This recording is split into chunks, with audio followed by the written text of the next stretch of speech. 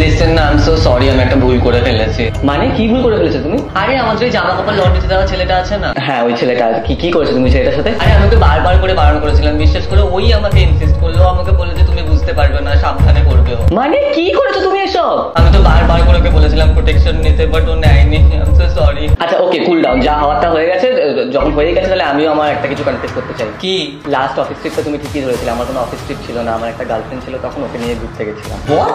হ্যাঁ বাট এখন নেই, আমি ছেড়ে দিয়েছি। এখন তুমি আর আমি শুধু, আর তোমার আমার মধ্যেও সব সভ্য। আমি তোমার সাদা টি শার্টের কথা বলছিলাম। তুমি যে বললে লন্ড্রির ছেলেটার সাথে, ওর সাথে মানেটা কি? আমি তোমাকে বললাম যে আমি ওকে বারবার করে বারণ করেছিলাম যে অন্য জামা কাপড়ের সাথে যাতে তোমার সাদা টি শার্ট না দেয়। ও প্রোটেকশন নেয়নি, আমাকে বললো যে না ও ঠিকঠাক করে করবে, তুমি